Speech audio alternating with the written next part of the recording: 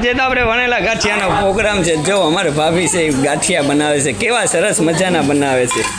ખાવ એટલે ખાતા જ રહી જાય. ભાઈ રવો રવો થઈ જાય. આ તો મારા માસી આવ્યા છે દરિયા ગાંઠિયા ખાવા માટે. અમારા ભાભી આવ્યા છે, કેમ કે માતાજીના સાનિધ્યમાં આવ્યા એટલે તો બહુ મજા જ આવે. અને મીઠાઈ સહી એવી જ હોય ને બાપા માતાજીના સાનિધ્યમાં.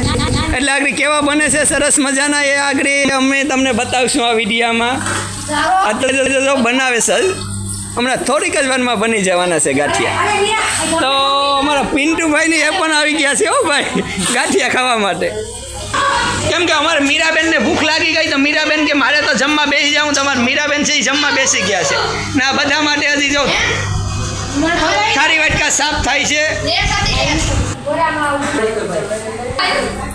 તો અત્યારે બધા જો ફોટો શૂટ કરી રહ્યા છે. તો હવે આપણે બનાવવાના છે ભજીયા, પછી બનાવશું વણેલા ગાંઠિયા. તો અત્યારે બધું છે ને આપણે ખીરું ચાર થાય છે અને બધા સૂર અને એમાં એડ કરવાના છે આપણે.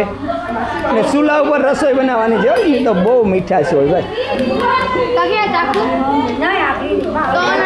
કેટલા લોકો છે આજ તો અમે ઢગલા બધી આવી ગયા છે ને જો ભજીયા હાલમાં બને છે.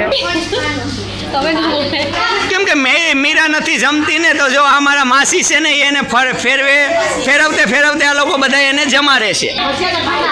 જો ભાઈ કેવા સરસ મજાના બન્યા છે ભજીયા. જો અમે તમને લાઈવ બતાવીએ છીએ અત્યારે હાલમાં.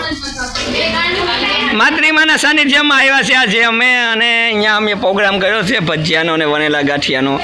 તો થોડીક જ વારમાં આપણે બનાવવાના છે વણેલા ગાંઠિયા. અને જો કેટલા બધી ફૂલ ફેમિલી આવી છે અમારી.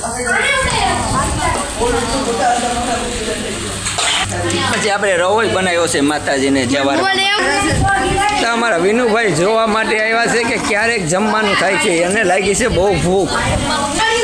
તો હાલમાં જો અત્યારે ભજીયા બની ગયા છે. હાલે ગમે એવા આપણે ભાઈ ખાવાથી કામ છે ને ભજીયા.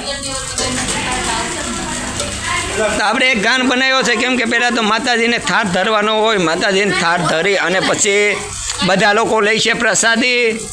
તો ઘણા બધા લોકો આજે છે, અમે 40-50 જણા છે આજે.